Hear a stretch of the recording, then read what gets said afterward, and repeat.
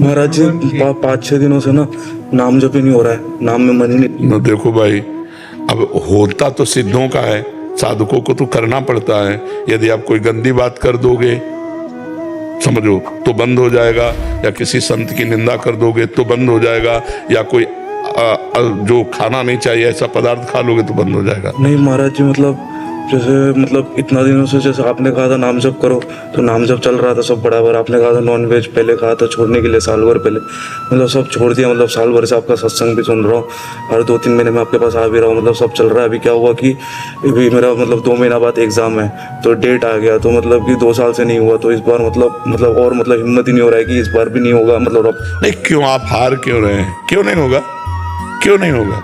महाराज एक हिम्मत नहीं आ रहा कि 2 बार नहीं, ये गलत बात है।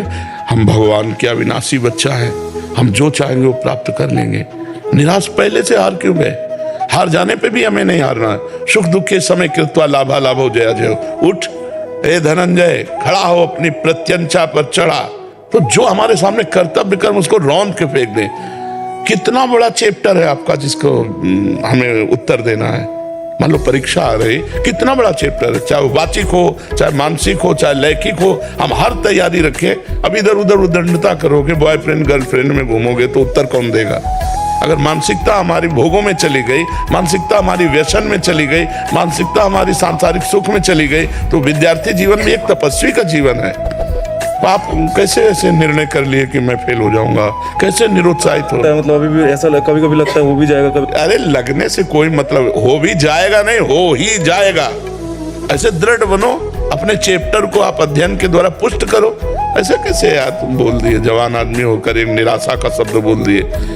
अरे हार जाने पर, फेल हो जाने पर भी हम निराश नहीं होंगे, हम अगली बार तैयारी करेंगे। ये आजकल हमारे बच्चे इसीलिए सुस्त करने लगे। अरे मानो हमारे अध्ययन में, अभ्यास में कमी हो गई तो हम उत्तर नहीं दे पाए।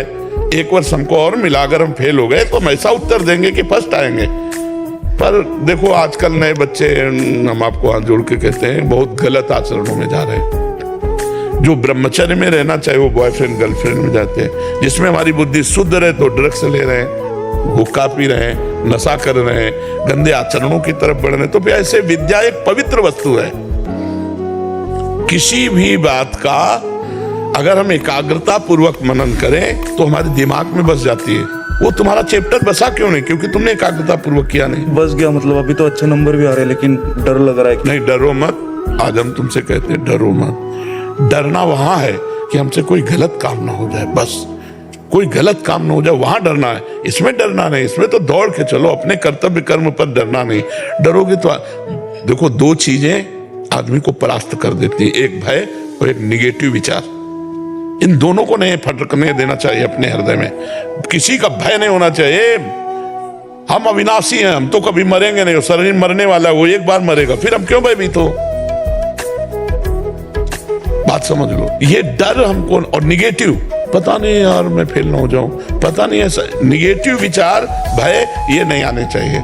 ज्यादा निगेटिव विचार जिनके ओवर थिंकिंग बढ़ने लगती है ना, वो डिप्रेशन में पहुंच जाते हैं। कुछ नहीं होता, बस यही है।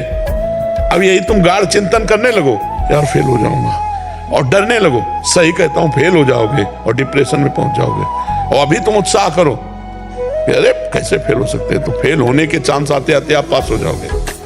आप बिल्कुल अच्छे बनो बच्चा, नाम जप करो, हाँ नाम जप करो और उत्साह संपन्न रहो। ऐसे नहीं सोचते फेल हो जाओ तो भी आपको निरुत्साहित नहीं होना। हमारा जीवन के लिए इतना ही थोड़ी है।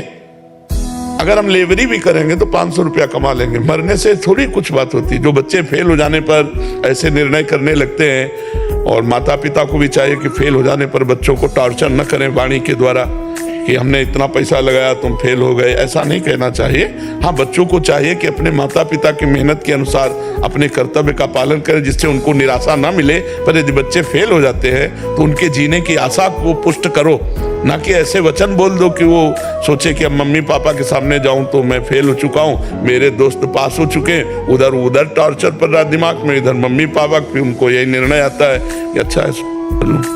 तो ऐसे कभी किसी भी बच्चे के दिमाग में ऐसी बात नहीं आनी चाहिए। उत्साह संपन्न रहो, ठीक है।